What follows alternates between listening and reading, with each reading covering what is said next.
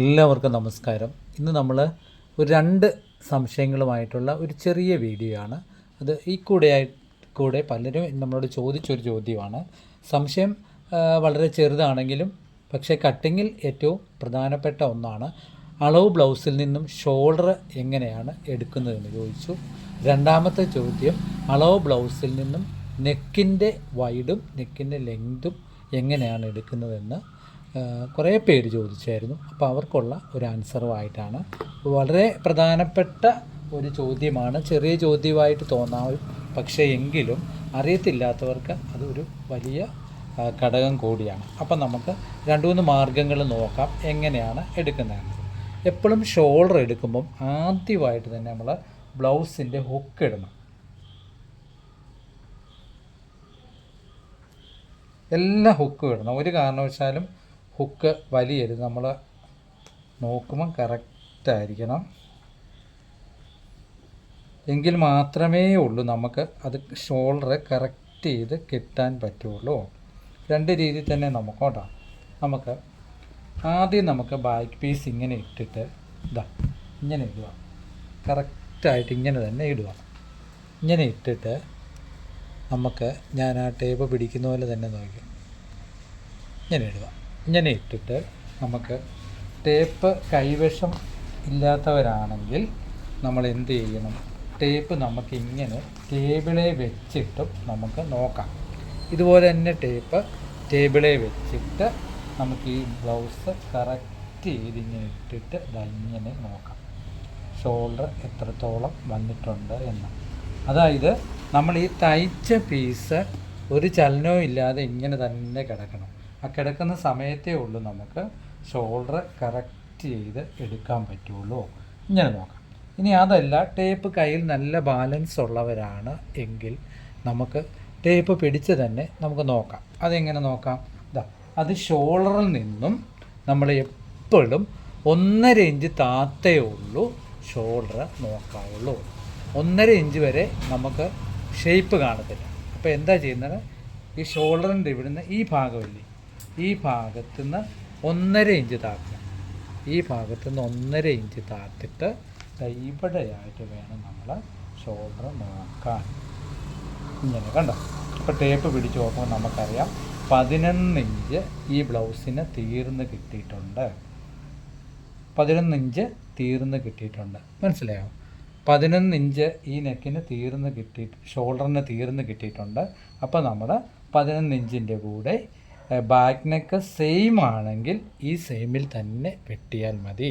ഈ 1.5 ഇഞ്ചെന്ന് ഞാൻ പറഞ്ഞത് 1.5 ഇഞ്ചിന് ശേഷമാണ് റിഗാളിൻ്റെ ഷേപ്പ് നമുക്ക് സ്റ്റാർട്ട് ചെയ്യുന്നത്. അപ്പം 1.5 ഇഞ്ച് താഴത്ത് നോക്കിയാൽ മതി.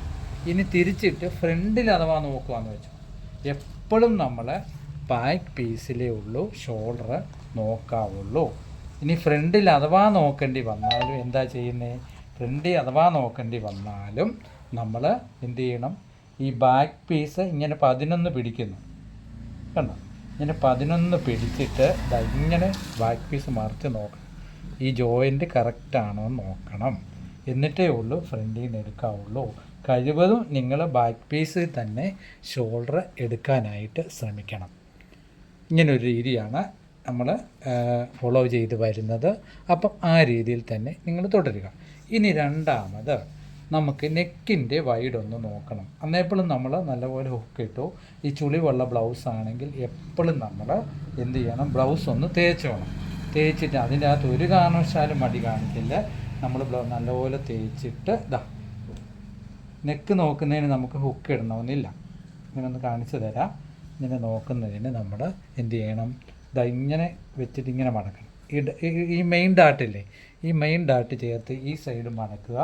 മെയിൻ ഡാട്ടിൻ്റെ പോയിൻ്റ് ചേർത്ത് ഈ ഫ്രണ്ട് മടക്കുക. മടക്കിയിട്ട് ഈ ബ്ലൗസ് കൈ ഇങ്ങനെ വെച്ചു. നമ്മൾ സാധാരണ തേക്കുന്നില്ല. എന്നിട്ട് ഇങ്ങനെ മടക്കണം.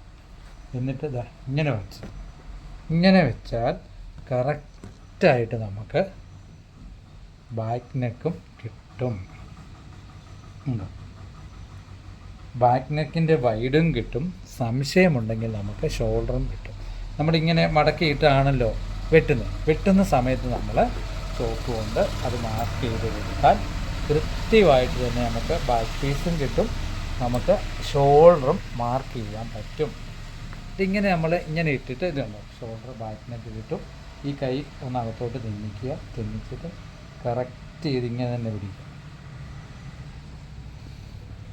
കറക്റ്റ് ചെയ്ത് ഇങ്ങനെ പിടിച്ചാൽ നമുക്കിതുണ്ട് ഷോൾഡറിൻ്റെ ഇവിടെ മാർക്ക് ചെയ്യാം, നെക്കിൻ്റെ ഇവിടെ മാർക്ക് ചെയ്യാം. എന്നിട്ട് നമുക്ക് ഷോൾഡർ ഇതാ വേണമെങ്കിൽ ഇവിടെയെങ്കിലും ഒരു ഷോൾഡർ മാർക്ക് ചെയ്ത് കൊടുത്തിട്ട് നമ്മളിട്ട് 5.5 ഇഞ്ച് ഷോൾഡർ ഉണ്ടോ എന്ന് നമ്മൾ നോക്കണം.